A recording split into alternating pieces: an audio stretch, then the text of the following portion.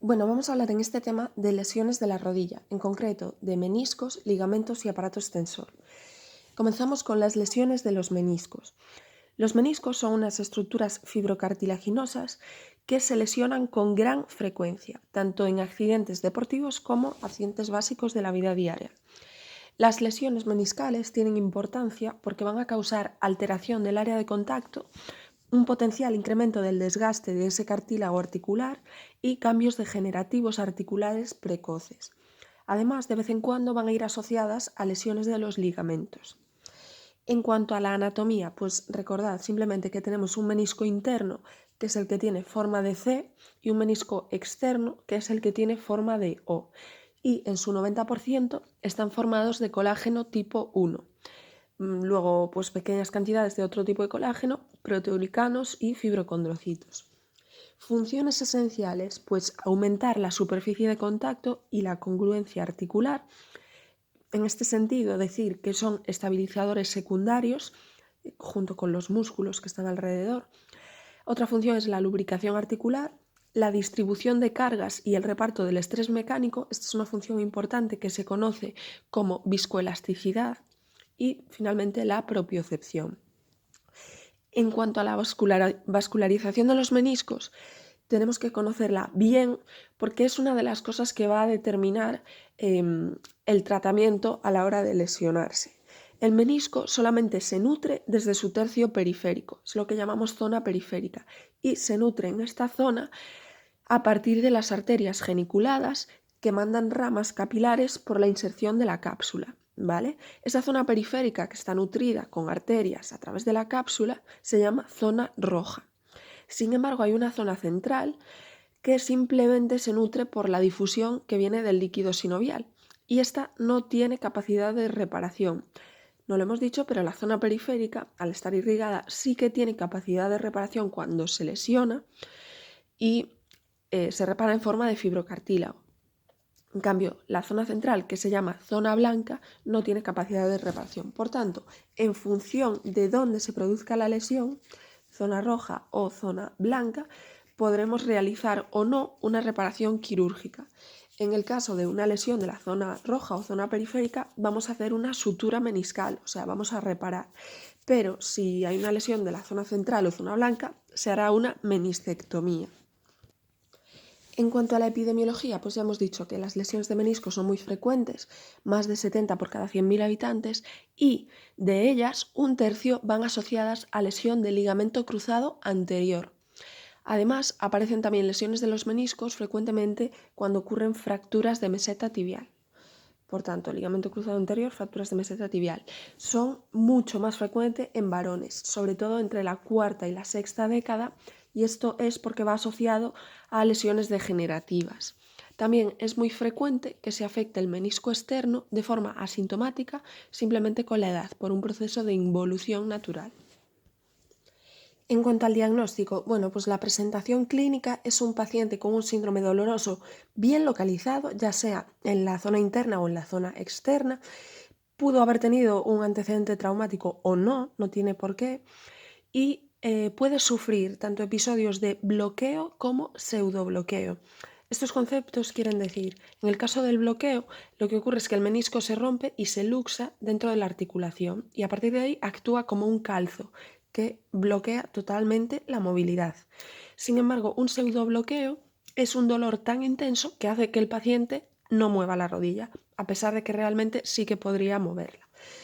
Todo esto, el dolor localizado, episodios de bloqueo o pseudobloqueo, suelen ir acompañados de hinchazón y un derrame que es de tipo inflamatorio. Este derrame también puede producir cierto grado de incapacidad funcional. En cuanto a la exploración, pues primero hacemos una inspección inicial, primero con el paciente de pie, después con el paciente acostado, intentando ver atrofias, desviaciones, derrames, etc.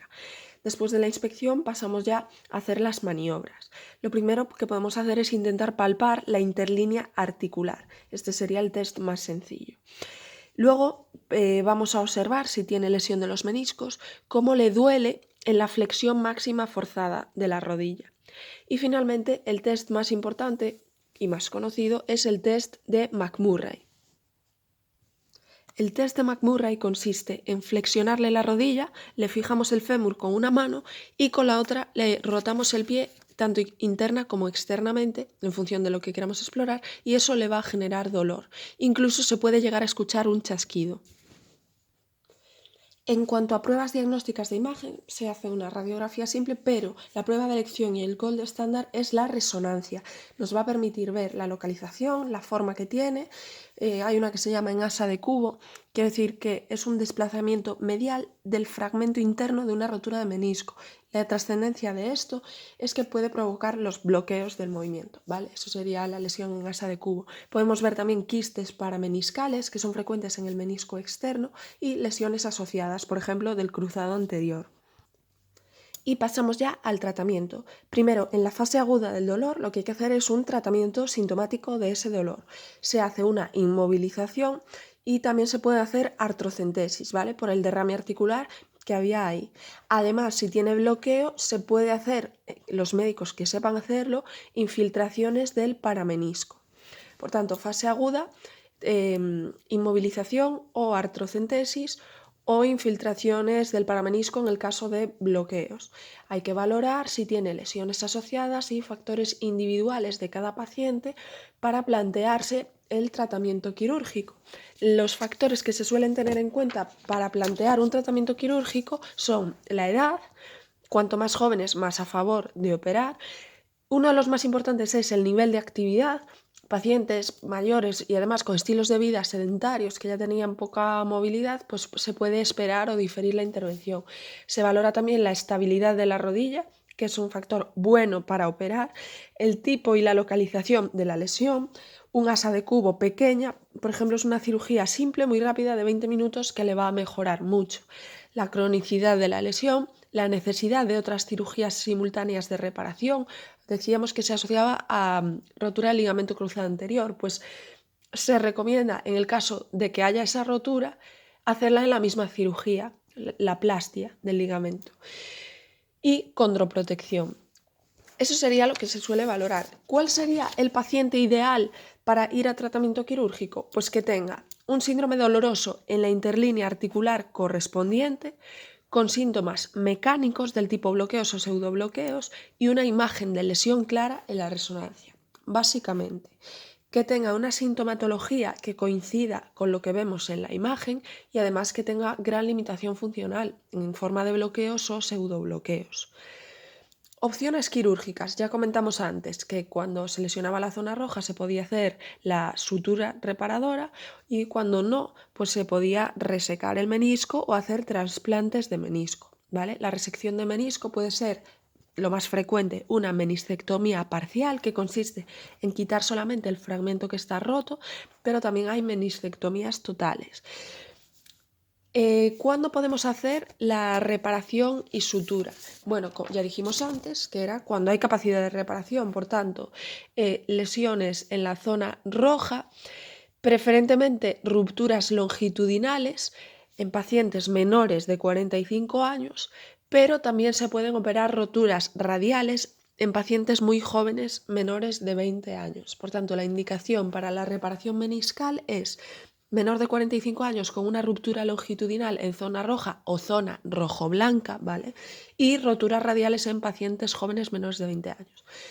La otra opción sería la meniscectomía y luego tenemos el trasplante meniscal. El trasplante meniscal se hace cuando se había hecho una meniscectomía total, pero le sigue dando dolor y además ese paciente tiene una rodilla estable o una plastia del ligamento concurrente. En ese caso podemos hacer un trasplante meniscal. Vamos a hablar ahora de las lesiones de los ligamentos. Las lesiones ligamentosas, igual que los meniscos, también son muy frecuentes y se asocian a actividad recreativa y actividad de competición, algunos deportes con especial hincapié como el fútbol. Recordar simplemente la anatomía de la rodilla en cuanto a ligamentos. La rodilla tiene unos elementos que le ayudan a estabilizarse, elementos intraarticulares es lo que se llama el pivote central y son los dos cruzados, el cruzado anterior y el cruzado posterior, ¿vale? Ese es el pivote central y es intraarticular. Luego, elementos extraarticulares, pues los ligamentos colateral medial y el complejo posterolateral. La cápsula articular, la pata de gancho, que son tendones que vienen a la zona medial, y la fascia lata, que van a la zona lateral. En cuanto a la biomecánica, pues la rodilla tiene 6 direcciones de movimiento. Anterior y posterior, que son la flexión y extensión, es la que tiene mayor movilidad, 150 grados. Luego hace rotación interna y externa, 25 grados, y movimientos varo y valgo, que simplemente son 5 grados. En condiciones normales, pues estos movimientos solo permiten una pequeña traslación, es decir, poca variabilidad. ¿Qué ocurre? Que cuando empieza a haber lesiones y deterioro, el sistema que controla la estabilidad empieza a fallar, por tanto, aumenta la laxitud y se pueden visualizar más fácilmente estos movimientos. Para la exploración de estos ligamentos de la rodilla, especialmente los cruzados, tenemos una serie de test de diagnóstico biomecánico que son súper conocidos.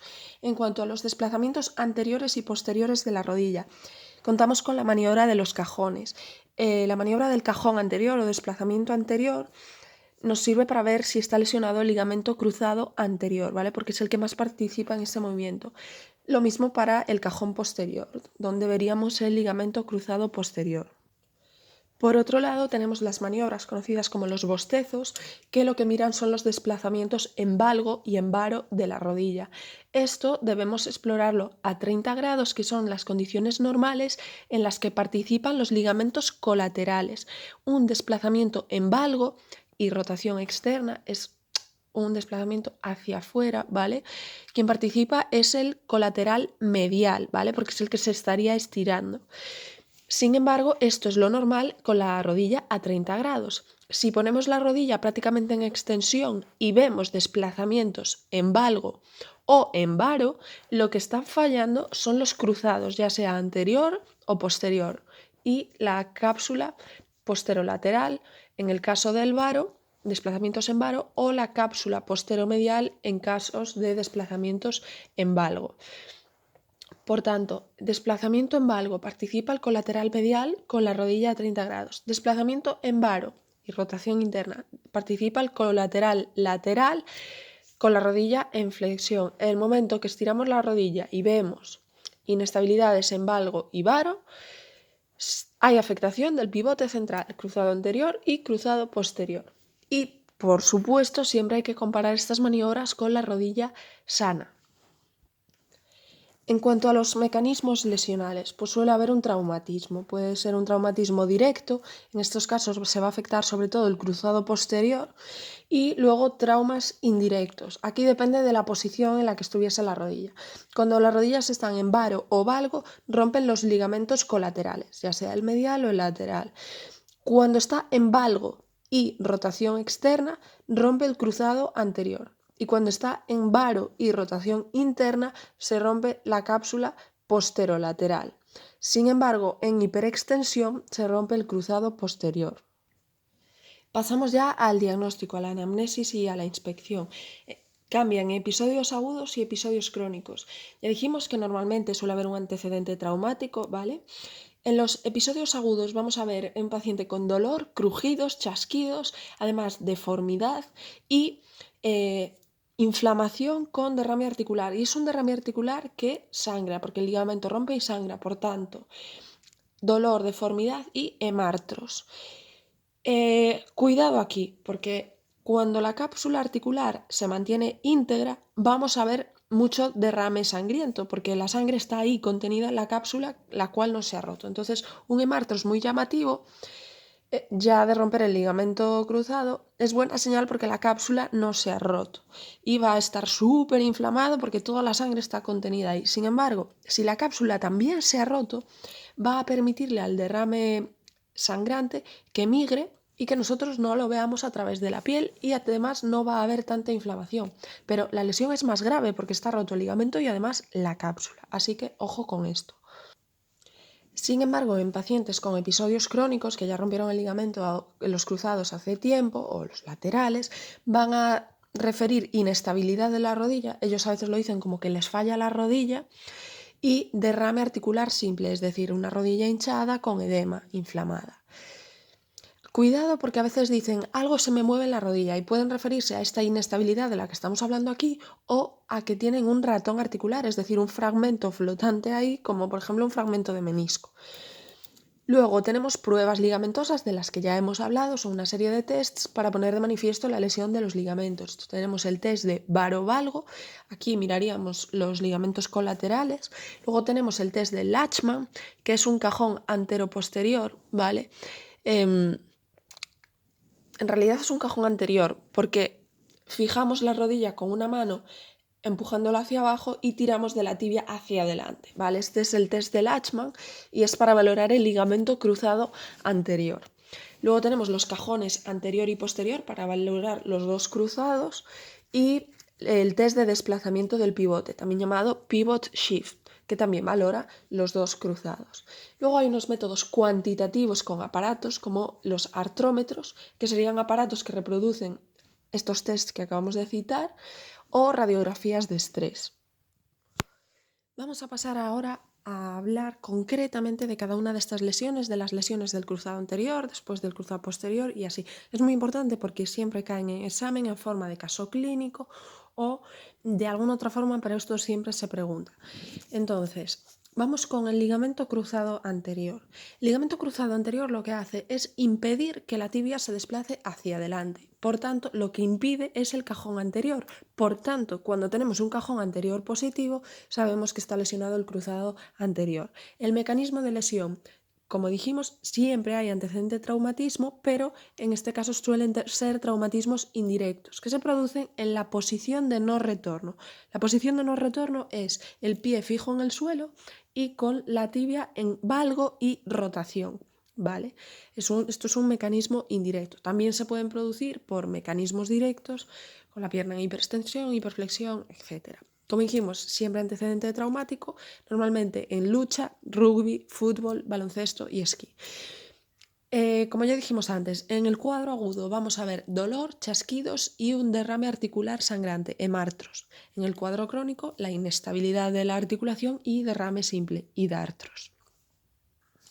Vamos ya con las maniobras, que es lo que nos va a permitir confirmar este diagnóstico.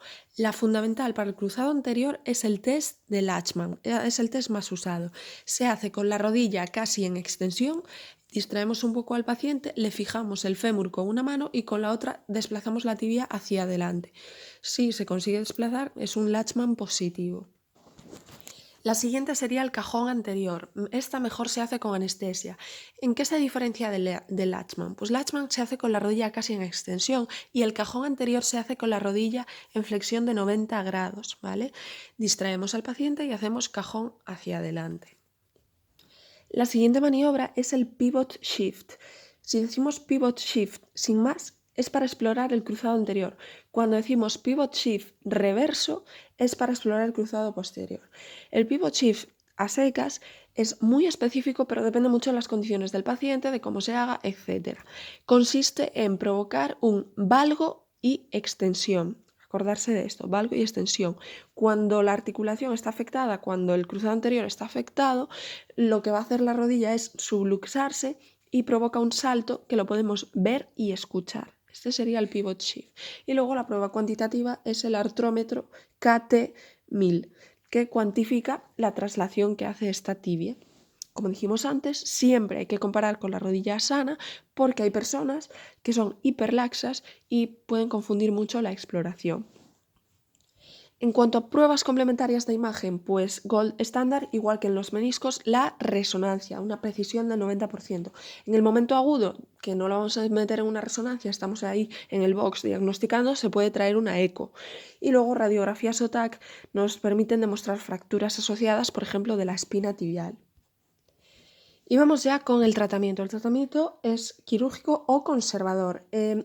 La cirugía de esta lesión está muy extendida, es decir, es una cirugía muy popular y debido a esto se tiende a sobreoperar, ¿vale? No todos los pacientes son subsidiarios de tratamiento quirúrgico, de hecho casi nunca se trata de una operación de urgencia y además hay que valorar cómo va a ser el resultado si se retrasa la intervención. Por ejemplo, es una cirugía que da muy buenos resultados, pero cuando hay una artrosis de base, los resultados no son tan buenos.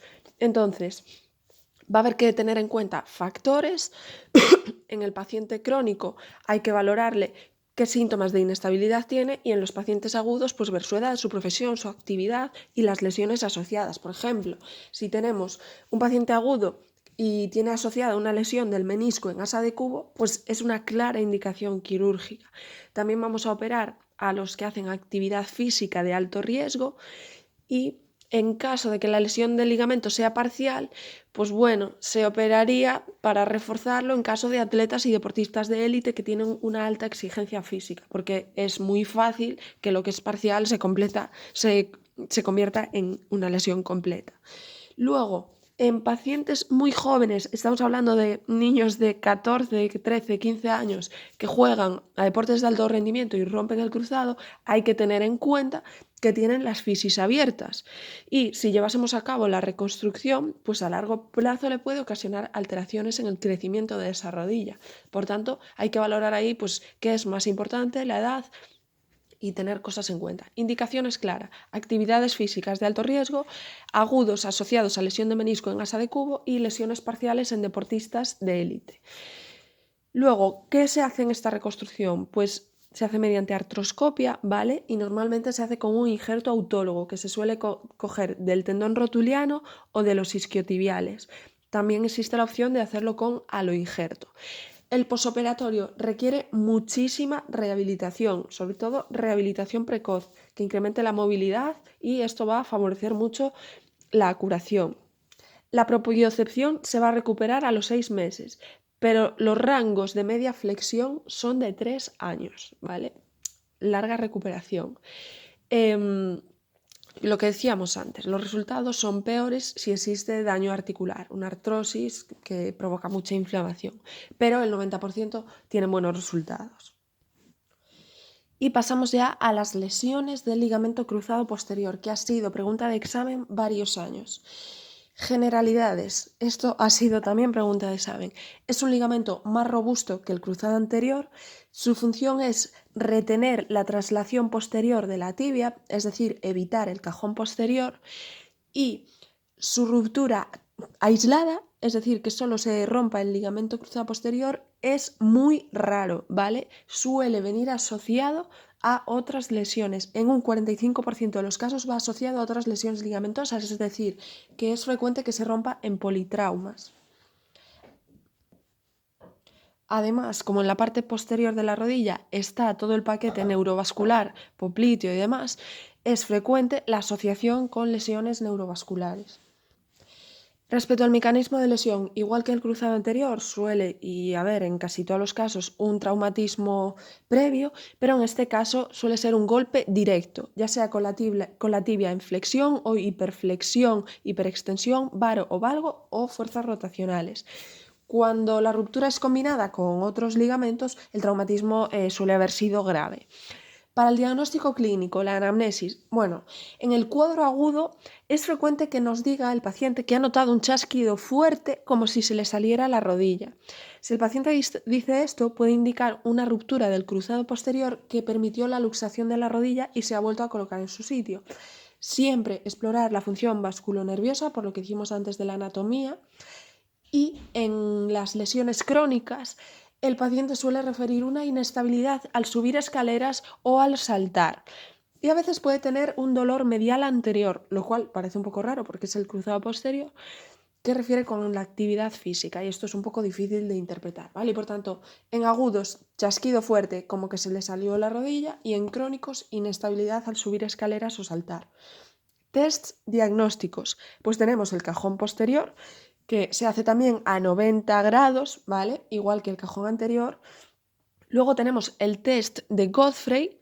Teníamos específico para cruzado anterior el test de Lachman y específico para cruzado posterior el test de Godfrey. Lo que pasa es que el Godfrey no tiene nada que ver con Lachman. El Godfrey consiste en que con el paciente tumbado, la rodilla inestable por simple gravedad va a caer hacia abajo.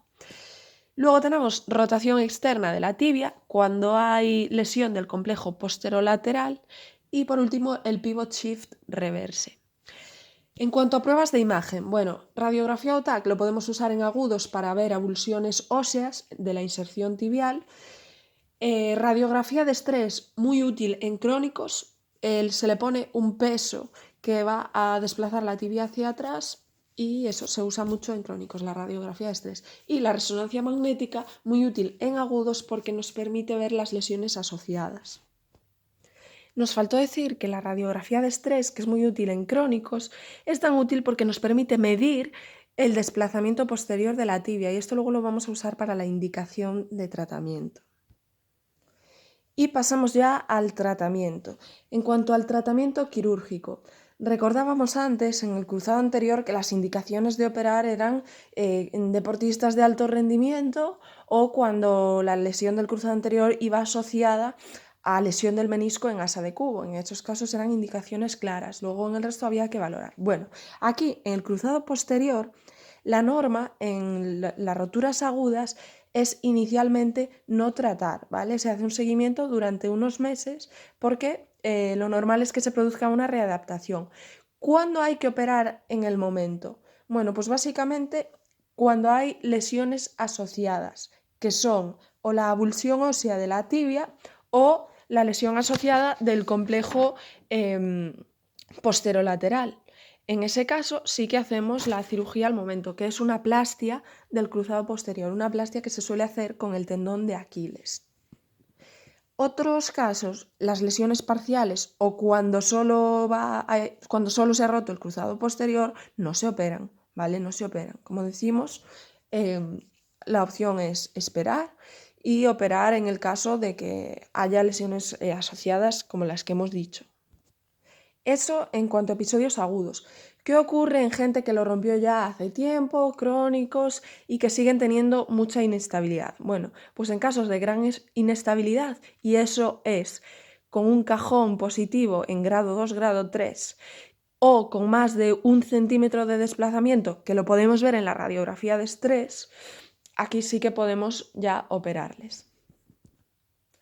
Y pasamos ya a las lesiones de los ligamentos colaterales. En primer lugar, el colateral medial no se suele operar, ¿vale? La mayoría de estas lesiones acaban curando sin cirugía. Si le provoca inestabilidad, lo que hacemos es colocar una ortesis, unas 6 semanas. Si va asociado a lesión del cruzado anterior, que el colateral medial de asociarse a un cruzado suele ser al cruzado anterior, ¿vale? En este caso también ortesis, ¿vale? Colateral medial no se suele operar, cura sin cirugía y ponemos ortesis cuando da mucho la lata. Solo se operaría si después de muchos años tiene una inestabilidad grandísima. Pasamos al complejo posterolateral. Este, sin embargo, sí que se suele operar y también es frecuente que se asocie a lesiones del cruzado posterior. Para comprobar esto tenemos que hacer lo que hablábamos antes del test en varo, es decir, desplazamientos en varo-valgo con la rodilla en flexión son asociados a lesiones de los colaterales. Sin embargo, si tenemos la rodilla en extensión y hay desplazamientos en varo-valgo, ahí hay cruzados que están asociados, ¿vale? En este caso, para el posterolateral, que es el que estamos explorando, asociado al cruzado posterior, tendría desplazamientos en varo. Luego también podemos hacer el test de asimetría en rotación externa, que si estamos a 30 grados y 90 grados y vemos excesiva rotación externa, también se asocia a cruzado posterior. Y como decimos, la lesión del complejo posterolateral, sí que se suele operar, sobre todo en pacientes agudos y también en pacientes crónicos, con distintas técnicas de reparación o reconstrucción. Y pasamos a la parte final, vamos a ver la luxación de rodilla. Esto es algo grave, suele ocurrir en traumatismos graves. Es la máxima expresión de la lesión ligamentosa, porque se producen todas las lesiones que provocan que la tibia se desplace de forma exagerada respecto al fémur. Por tanto, aquí vamos a tener que ir explorando cada ligamento mediante todos los test que hemos descrito hasta ahora. Y lo fundamental en las luxaciones de rodilla es valorar las lesiones asociadas, porque son súper frecuentes. Lesiones vasculares, neurológicas, heridas y síndrome compartimental. Respecto a lesiones vasculares, hay hasta en el 45% de los casos afectación de la arteria poplitea, ¿vale? Por tanto, esto va a ser lo fundamental. Explorar todos los ligamentos y vascular, neurológico, heridas y síndrome compartimental. Tratamiento, pues es una urgencia, ¿vale? Hay que reducirla de forma urgente, se pone anestesia y se hace tracción longitudinal. Hay algunas que son irreductibles, especialmente la luxación posterolateral. En este caso es una indicación de quirófano urgente. Entonces, tratamiento, reducción urgente mediante tracción longitudinal y habrá que ir a quirófano de forma urgente en caso de luxaciones irreductibles, sobre todo la posterolateral, pero también cuando haya lesión vascular, isquemia menor de 6 horas, heridas abiertas o síndrome compartimental. Luego ya, una vez estabilizado el paciente y tal, para hacer un manejo definitivo, pues no hay acuerdo entre si hacer reparación aguda o reconstrucción. Finalmente, ver la lesión del tendón rotuliano y la lesión del tendón del cuádriceps. Como sabemos, cuando se lesiona el tendón rotuliano, la rótula sube y cuando se lesiona el tendón del cuádriceps, la rótula baja. En el caso de la primera lesión del tendón rotuliano, pues las causas, ojo, porque estas dos lesiones no se producen así porque sí ni por movimientos. En el caso del tendón rotuliano, las causas suelen ser o iatrogenia, es decir, una cirugía previa, o causas de enfermedades degenerativas tipo lupus, diabetes o artritis reumatoide, ¿vale? Y se va a perder la extensión de la rodilla. Para el tratamiento en agudos se suele hacer reparación con sutura y en crónicos plastias con injertos. Tendón del cuádriceps, atención aquí a la causa porque suelen ser enfermedades sistémicas o corticoterapia. De hecho, en el caso de la corticoterapia, 1/3 son roturas bilaterales. Por tanto, en estas dos patologías, muy importantes las causas. El mecanismo lesional suele ser una contracción excéntrica con la rodilla en flexión y se le va a producir un dolor en el polo superior de la rótula y vamos a poder palpar ese defecto como un gap o un hachazo. El diagnóstico lo vemos con resonancia magnética y lo tratamos con reparación directa con o sin refuerzo, es decir, suturas o injertos de tendones. Y esto sería todo en cuanto a las lesiones de la rodilla.